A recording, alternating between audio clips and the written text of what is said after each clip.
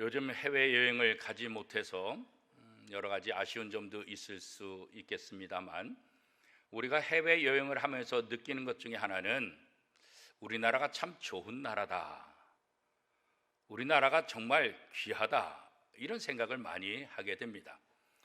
예전에 외국을 나가지 못할 때는 외국이 얼마나 좋을까, 이런 막연한 기대감이 있고 추측을 했었는데, 정작 나가보니까 우리나라가 얼마나 잘 사는지, 우리나라가 얼마나 아름다운 나라인지 그것을 이제 깨닫게 되지요.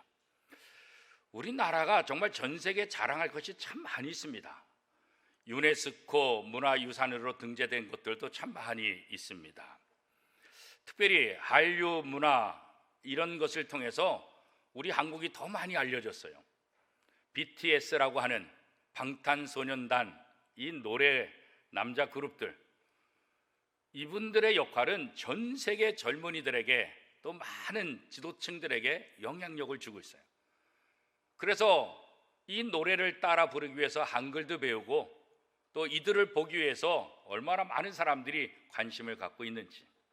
얼마 전에는 UN 총회에서 그 UN에 와서 한번 연설을 해달라, 그래서 초대를 받아서 UN에 가서 연설하는 것도 우리는 TV를 통해서, 뉴스를 통해서 보아왔습니다. 그만큼 대한민국은 전 세계에 막강한 영향력을 끼치고 있는 나라고, 또 그런 자랑거리가 참 많다. 요즘 코로나19 바이러스 때문에 김치에 대한 인기도 전 세계적으로 참 많다 그래요. 이 발효식품으로서 많은 영향력을 준다 그러죠. 또 한복도 굉장히 많은 나라들한테 인기가 있어요. 광화문이라든가 종로 근처에 이렇게 나갈 일이 있어서 지나가다 보면 외국에서 여행 온 사람들이 한복을 차려입고 사진 찍는 모습을 참 많이 봐요. 한복이 참 예쁘다는 거예요. 그것뿐이겠습니까? 진짜 우리에게 중요한 자랑거리가 있는데, 그것은 무엇입니까? 바로 한글이라는 거예요. 이 한글은 전 세계 과학적으로도 그 우수성이 인정되고, 너무나 쉽고 짧은 시간 안에 이 한글을 배울 수 있다는 것, 그리고 모든 다양한 표현을 마음 놓고 표현할 수 있다는 부분에 있어서 이 한글의 우수성과 또 한글의 또 독창성, 또 장점들이 많은 것을 우리가 알고 있습니다. 어제 10월 9일은 575돌 한글 날이었습니다. 노벨 문학상을 받고 우리가 잘 아는 대지라는 이 소설을 쓴 펄벅이라는 작가가 이 한글에 대해서 어떻게 표현을 하고 있는지 여러분 아십니까? 한글은 세계에서 가장 단순한 글자이자 훌륭한 글자이다. 단순하지만 굉장히 훌륭한, 이게 바로 한글이다, 이렇게 표현을 했어요. 이분이 우리나라에 대한 소설도 쓰셔서 한국에 대해서 너무나 잘 알고 계시는 거예요. 초기에 선교사로 들어오셔서 우리 장로교회 중요한 연동교회 초대 담임 목사 역할을 하셨던 게일 선교사, 이 게일 선교사는 이 한글을 창제한 세종대왕에 대해서 어떻게 표현했는지 아십니까? 세종대왕은 하나님이 보낸 선지자이다. 하나님이 보낸 선지자, 그래서 이렇게 위대한 한글을 만들게 하셨다, 이렇게까지 극찬하고 표현하는 것을 볼 수가 있습니다. 이만큼 한글의 우수성은 전 세계 모든 사람들에게 알려지고 있고, 또 역사적으로도 타당성을 인정받고 있는 것입니다. 그런데 우리나라가 이 한글을 갖기 전에는 우리 언어가 무엇이었습니까? 우리 글자가 한문이죠. 왜 그렇습니까? 중국과 가깝게 위치한 우리나라, 고대로부터 중국 문화의 영향력을 많이 받을 수밖에 없었죠. 삼국시대 이후 중국 문화가 우리 가운데 많이 배어 들어왔어요. 그리고 중국의 문화들, 중국의 영향력을 우리가 많이 받고 있죠. 또 우리가 약소 국가로서 또 중국에 있는 나라들의 침략을 받으면서 그쪽을 아주 존중하고 또 황제 나라로 그렇게 숭배했던 우리의 과거의 아픈 모습이 있기 때문에 더 그런 것이었죠. 우리가 우리말을 하는데 글자를 쓰는 건 뭐예요? 한문을 썼어요. 우리말을 쓰지만 정작 글자는 한문을 사용했다고. 이 한문이 모든 정부의 공식적인 문자가 되고, 또 기득권층이 이 한문을 굉장히 중요시 여기게 되었죠. 그런데 이 한문을 가지고 우리나라 사람들이 표현하고자 하는 모든 것들을 정확하게 표현할 수 있었을까? 쉽지 않은 거예요. 우리 한글이 얼마나 멋있어요, 그죠? 하늘을 보면서도 파랗다 이렇게만 얘기하는 것이 아니라 어떻게 해요? 푸르스름하다 이런 것들, 붉으스름하다 이런 것들, 하여튼 뭐 이게 어떤 글자로도 표현할 수 없는, 이 한글은 모든 것들을 다 표현하고 있지 않습니까? 그러니까 이런 상황을 누가 제일 느꼈냐면 세종대왕이 이것을 느꼈죠. 이 세종이 집현전과 업문청 등 이런 것을 두어서 우리 글을 만들자. 그래서 한글 전문 연구기관을 설치해서 우리말에 맞는 우리 글자를 만드는데 심혈을 기울였어요. 물론 수많은 똑똑한 학자들도 고용하고 또 세종대왕 자신이 이 한글을 만드는 데 있어서 굉장히 열심을 내고 관심을 갖고 심혈을 기울였던 것을 우리가 잘 알고 있죠. 그래서 결국 1443년 한글이 완성이 되죠. 그리고 3년 동안 시험 시간을 거쳐서 1446년 배우기 쉽고 일상생활에 편히 쓸 수 있는 28개 글자로 훈민정음을 반포하죠. 이 훈민정음이라는 말 자체가 무엇입니까? 백성을 가르치는 바른 소리. 우리 학교 다닐 때 다 배웠지 않습니까? 그래서 세종은 이 한글을 어떻게든지 전 국민에게 보급하기 위해서 많은 노력을 했어요. 그 노력의 증거가 뭐냐면 동전을 만들었어요. 효대레이라는 이 동전을 만들어서 국민들이 이 동전을 쓰게 했어요. 한글로 글씨가 써 있잖아요. 지금까지는 한문으로 쓰여진 동전인데 한글 동전을 만들어서 온 국민이 이것을 사용할 수 있도록 이렇게 만들었던 것도 세종대왕의 큰 역할이기도 합니다. 그리고 과거 시험 볼 때 한글을 필수 과목으로 넣었어요. 그래서 어떻게 하든지 세종대왕은 이 한글이 모든 국민들이 모두 다 함께 쓸 수 있는 그런 글자가 되기를 바랬던 거죠. 그러나 세종대왕이 죽고 이후에 어떻게 됐을까요? 한글에 대한 관심이 점점 사라지게 돼요. 한문을 더 중시하게 되고, 세종대왕이 1443년 한글을 창제했지만 400년이 넘도록 한글은 이 땅에서 빛을 보지 못했어요. 왜요? 사대주의에 너무 강해서.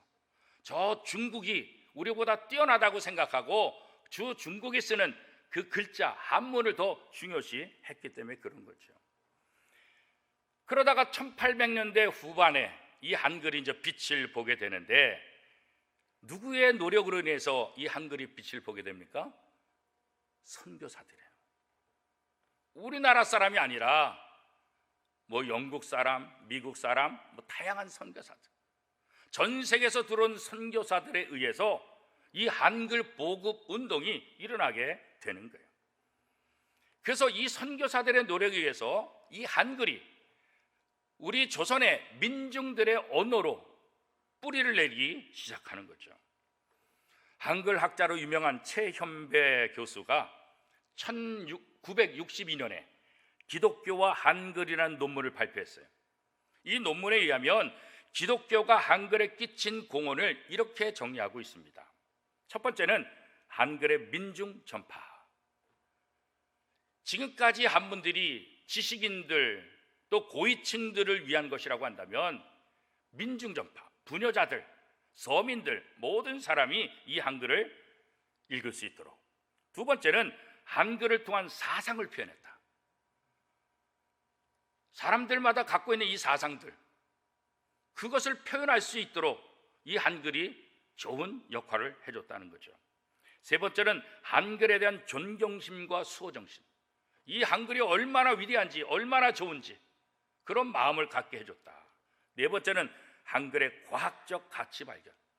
전 세계 어떤 글자보다도 과학적으로 완벽하게 만들어진 글자라는 것을 다시 한번 깨닫게 해주죠. 다섯 번째는 한글의 세계 전파. 선교사들을 통해서 한글로 성경이 번역되면서 번역된 성경이 국내뿐만 아니라 국외에서도 발간함을 통해서 한글이 세계로 전파할 수 있는 기회를 만들어줬다는 거죠. 여섯 번째는 순한글 쓰기 운동의 확산을 이 기독교가 앞장서서 했다. 지금까지는 한문 아니면 한문에다 토를 다는 원문, 그런데 이제 기독교인들을 통해서 선교사를 통해서 순한글 서적이 발간되고 또 다양한 전도지라든가 신문이라든가 이런 것들을 만들어서 한글 보급에 선교사를 통해서 굉장히 많은 도움을 우리가 받게 되었다, 이렇게 이제 이야기하는 거죠. 그래서 최연배 교수에 의하면 19세기 말 기독교가 전파되기 전까지 오랜 세월 잠들어 있던 한글을 깨워서 이제는 한문처럼 어떤 특정한 사람의 글자가 아니라 이제는 민중들 생활 언어로서 이 한글을 모든 사람들이 쓸 수 있도록 그 기능과 역할을 발휘할 수 있도록 기독교가 이 한글 보급에 더 앞장서서 일을 했었다, 이렇게 이제 이야기하고 있는 거죠. 이렇게 함을 통해서 가부장적이고 봉건적인 사회 질서와 체제 하에서 억눌리고 무시되어 왔던 부녀자들, 또 이 민중계층들, 이들에게 소망을 주는 거예요. 이들이 글을 쉽게 배우고 글을 쓰고 이것을 통해서 자의식을 개발하고 자기의 주장들, 자기의 사상을 표현하게 하고 이 민중사회, 이 저변의 변혁을 이룰 수 있는 기회를 주었다는 거죠. 우리가 일제강점기 때도 이 복음, 이 기독교를 통해서 우리말, 우리 언어를 끝까지 지키게 되는 그런 것도 우리가 찾아볼 수 있죠. 일본이 우리말을 없애고 우리 글자를 없애고, 그죠? 우리 노래를 없애고, 그러나 교회를 중심으로 여전히 우리말, 우리 글, 우리 노래를 끝까지 이어올 수 있도록 하는 거예요. 모든 것을 다 잃어버릴 수밖에 없었던 일제강점기 속에도 교회를 중심으로 이 한글을 지키고 우리 글자를 지키고 우리 노래를 지키는 노력들을 해왔다는 사실, 역사적으로도 우리가 너무나 잘 알고 있습니다. 그래서 이 최연배 교수는 이 한글과 또 기독교 영향력에 대해서 또 이렇게 짧게 이제 정리를 했는데 이렇게 표현하고 있어요. 이처럼 기독교와 한글은 서로 깨우고 깨치고 깨닫고 알리는 과정을 통해 서로 돕고 살리고 지키는 창조적 관계를 형성하였다. 그러니까 한글과 기독교, 기독교와 한글은 서로 상부상조했다는 거예요. 기독교 복음을 전파하기 위해서 한글을 사용했고, 한글의 복음을 위해서 기독교가 이것을 유용하게 사용했고, 그래서 이 한국에서 기독교와 한글 이 관계는 굉장히 중요한 관계고 아주 뗄 수 없는 그런 관계다, 이렇게 이제 평가를 하고 있는 거죠. 최연배 교수가 이 세종대왕이 훈민정음 이 한글을 창제하면서 가장 중요한 취지가, 근본 취지가 뭐냐? 민중교화. 그러니까 모든 하층민까지 모든 민중들이 다 서로 소통하고 다 표현하고 이런 세상을 만들기를 원하는 것, 이게 바로 저 세종대왕의 가장 중요한 생각인데, 이게 한글을 반포하고도 400 몇십 년이 지나도록 이 뜻이 이루어지지 못했어요. 그런데 세종대왕의 이 뜻을 누가 이뤘어요? 결국은 선교사들이 이룬 거예요. 선교사들이 복음을 전하기 위해서 부녀자들과 하층민들, 저 지방의 구석구석 시골까지 다 다니면서 한글을 보급하고 한글을 깨치고 한글 교육을 시킴을 통해서 400년이 지난 다음 세종대왕의 뜻이 이 땅에 실현되기 시작했다. 바로 세종대왕의 거룩한 뜻이 선교사를 통해서 이루어졌다, 이렇게 평가를 하고 있어요. 한글은 기독교를 만나는 순간 400년간 긴 잠을 자다가 마치 자면종 소리에 놀라 깨어나듯 이제 일어나 그 능력을 발휘하기 시작했다, 이렇게 평가를 하고 있는 거예요. 세종대왕이 이렇게 쉽고 좋은 한글을 창제하고 반포했음에도 불구하고 왜 한글이 이렇게 보급되지 않았을까? 그건 다른 거 아니에요. 한자를 숭상하는 수구 보수 세력에 의해서 억압당하고, 이 한글은 잊혀진 글자로, 잊혀진 문자로 그냥 잠자고 있었던 거죠. 그런데 이 잠자고 있던 한글이 기독교 복음을 증거하는 선교사들과 만나면서 드디어 한글이 잠에서 깨어났다. 한글의 우수성, 한글의 그 위대함, 이런 것들이 바로 선교사들을 통해서 온 국민에게 또 온 세상에 드러나게 되고 한글 가치의 재발견, 한글의 능력을 발휘할 수 있는 그런 길을 열어주었다, 이렇게 평가를 하고 있습니다. 그런 점에서 한국에서 이 한글을 보급하는 데 혁혁한 공을 세운 것은 누구냐? 한글을 해방시킨 것, 잠자던 한글을 해방시킨 것은 누구의 공이냐?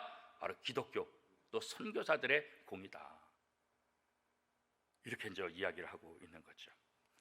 우리나라 기독교가 복음이 증거되는 이 과정은 결국 뭐예요? 한글과의 만남으로 시작됐다, 이렇게 이제 얘기할 수 있는 거죠.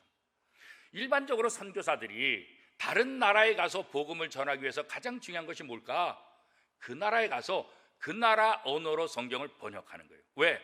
언어가 다르면 안 되니까. 그래서 성경 번역하는 이분들은 굉장히 귀한 거예요. 그래서 오래 걸려요. 그 나라 말을 알지 못하는 선교사들이 들어가서 그 나라 언어를 배우고 그리고 번역하고, 이게 쉬운 일이 아니잖아요.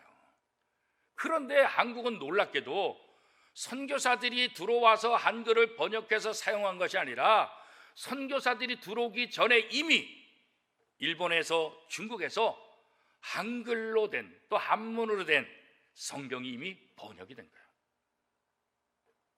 이게 다른 나라하고 우리나라 선교에 있어서 굉장히 커다란 차이가 되는 거예요. 선교사들은 들어와서 고생해서 한글을 번역해서 성경을 가르치는 것이 아니라 이미 다른 사람에 의해서 번역된 성경을 가지고 한국 땅에 들어와서 복음을 전할 수 있었어요. 그런 면에서 한국 땅에 복음을 전하는 데 있어서 시간을 굉장히 단축하게 되고, 또 이 선교사들이 복음을 전하는데 굉장히 중요한 역할들을 했던 거죠. 선교사들이 들어와서 한글을 번역해서 이 성경을 통해서 복음을 증거할 때 우리 민족, 이 조선 땅에 놀라운 변화들이 일어나는 거예요.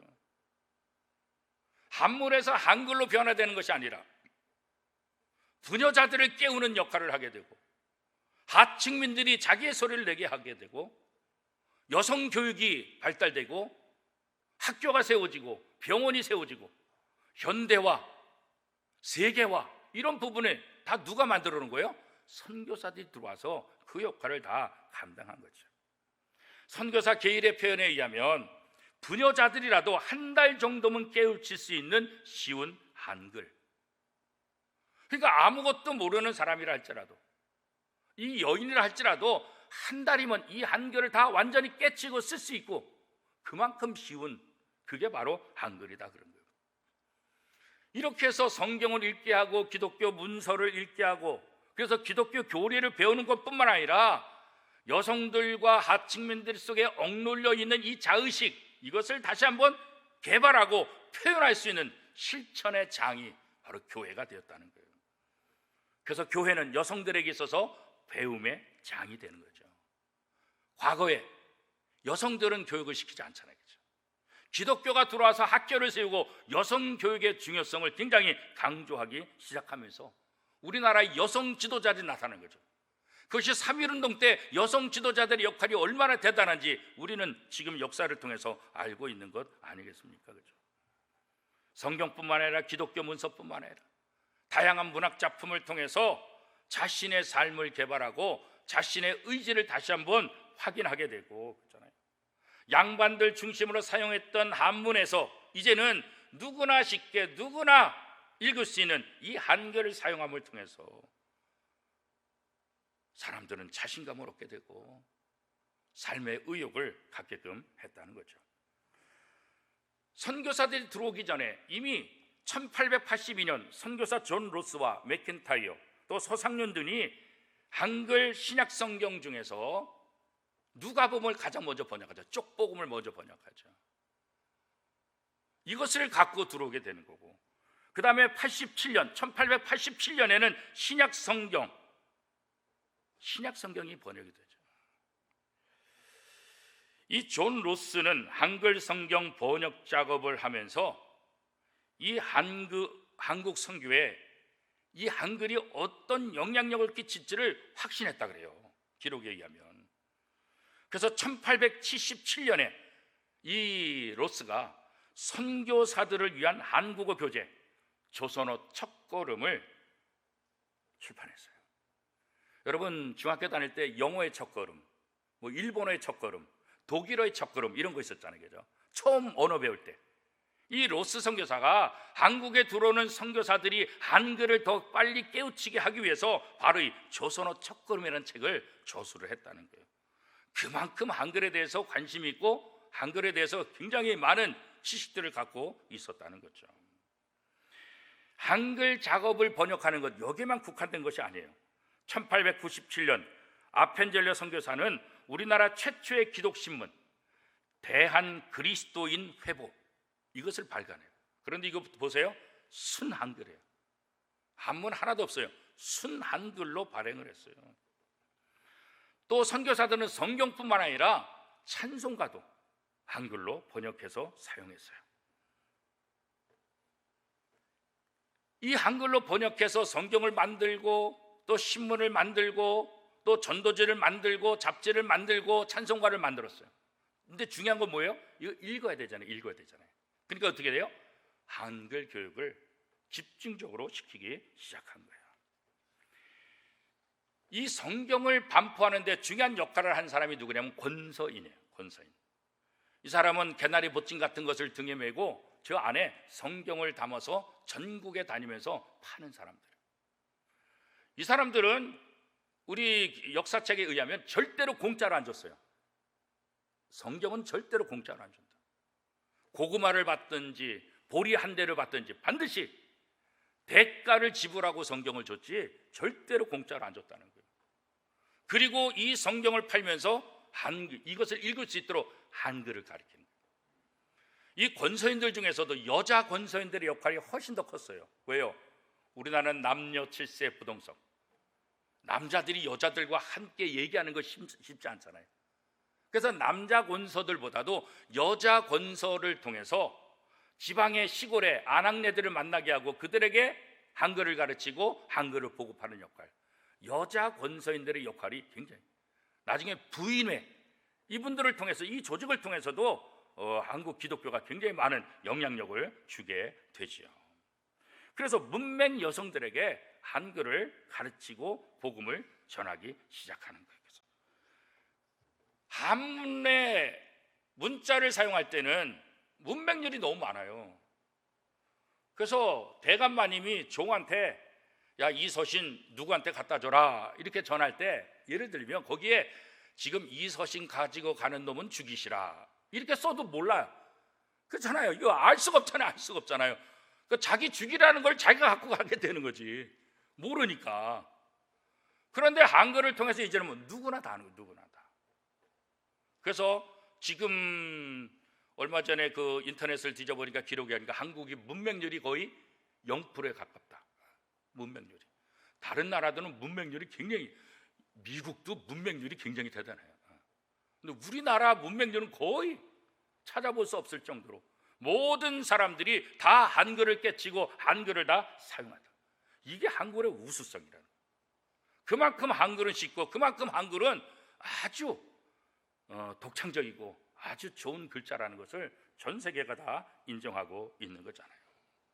그래서 한글은 세종대왕이 백성들을 위해 만든 글이라는 그 본래 의미를 바로 선교사를 통해서 다시 한번 확신하게 되었다는 거예요. 감리교 신학대학 교회사 교수인 이덕주 교수의 표현에 의하면 이렇게 얘기하고 있어요. 잠들어 있던 한글이 선교사들과 기독교인들에 의해 깨어났다. 세종대왕이 한글을 창제한 정신이 기독교를 통해 우리 민족에게 구현되었다, 이렇게 말합니다. 그러니까 이 한글 보급과 기독교 복음의 전파는 어떻게 해요? 굉장히 밀접한 관계입니다. 이렇게 훌륭한 문자임에도 불구하고 400년 넘게 잠자던 이 한글, 그런데 우리나라 사람도 아니고 선교사들에 의해서 우리 글로 자리매김을 하게 되었다는 거죠. 그렇죠? 이게 참 놀라운 것 아니겠어요? 이후에도 계속해서 한글을 통해서 다양한 번역 작업들이 일어났는데, 미국 선교사 제임스 게일이 뭐라고 얘기하냐면, 이 한글은 과학적이고 배우기 쉬운 것이다. 그래서 이 선교사 게일이 1895년에 우리나라 최초로 번역 소설을 출판하죠. 그 번역 소설이 무엇인지 아십니까? 우리가 잘 아는 철로 역정이에요. 이 철로 역정을 통해서 외국의 문화를 우리에게 다시 한번 가르쳐주는, 이 서양 문물이 한국 문화에 끼치는 영향력이 어떤 것인지를 다시 한번 보여주는 중요한 책이 바로 철로 역정이다, 이렇게 얘기하는 거죠. 그러면서 선교사 게일은 한글은 하나님의 신비한 섭리 가운데 선교를 위해 준비된 훌륭한 언어다, 이렇게 말하고 있어요. 이 한글이 아니었다고 한다면 이 조선 땅에 어떻게 그렇게 빠르게 복음을 전할 수 있었고 어떻게 이 많은 영향력을 끼칠 수 있었을까? 정교교가 루터가 정교교에게 그 확산을 끼칠 수 있었던 것 중에 하나는 뭐예요? 인쇄술의 발전. 인쇄술. 맨날 손으로 쓰던 것을 인쇄함을 통해서 삽시간에 퍼졌잖아요. 한문이 아니라 한글, 배우기 쉬운 한글을 통해서 하층민들과 부녀자들이 쉽게 한 달이면 배울 수 있으니까 이것을 통해서 복음이 급속도로 이 조선의 팔도강산 구석구석에 전파될 수 있었다는 거죠. 우리나라 최초의 서양식 교육기관 육영공원, 여기 교사로 한국을 찾아온 사람인데 호머 헐버트 박사예요. 이 호머 헐버트 박사가 1889년 최초로 한글 교과서를 만드는데, 이 교과서가 뭐냐면 세계 지리 교과서예요. 사민필지. 그래서 이 헐버트 박사를 통해서 세계 지리 교과서도 한글로 번역이 돼서 우리가 이제 공부를 하게 되는 거죠. 우리나라 선교 역사는 이렇게 한글과 함께하고 또 선교사들의 도움을 많이 받았다, 이렇게 얘기할 수 있습니다. 기독교 전파를 위해서 이 성경이 보급되는 것이 얼마나 중요했던가. 그래서 이 선교사들은 기독교 학교와 교회를 중심으로 성경 번역과 한글 가르치기에 심혈을 기울였고, 그래서 한글 연구는 바로 기독교를 중심으로 해서 크게 일어났었다, 이렇게 이제 우리가 알 수가 있죠. 베드로전서 1장 23절에서 25절 말씀, 오늘 본문 말씀인데 우리 한 목소리로 함께 읽겠습니다. 너희가 거듭난 것은 썩어질 씨로 된 것이 아니요 썩지 아니할 씨로 된 것이니 살아있고 항상 있는 하나님의 말씀으로 되었느니라. 그러므로 모든 육체는 풀과 같고 그 모든 영광은 풀의 꽃과 같으니 풀은 마르고 꽃은 떨어지되 오직 주의 말씀은 세세토록 있도다 하였으니 너희에게 전한 복음이 곧 이 말씀이니라. 아멘. 그렇습니다. 하나님의 말씀은 영원해요. 풀은 마르고 꽃은 떨어지되 오직 주의 말씀은 세세토록 있도다. 영원한 하나님의 말씀. 그래서 선교사들은 이 하나님의 말씀을 그 나라 언어로 번역하는데 심혈을 기울인 거예요.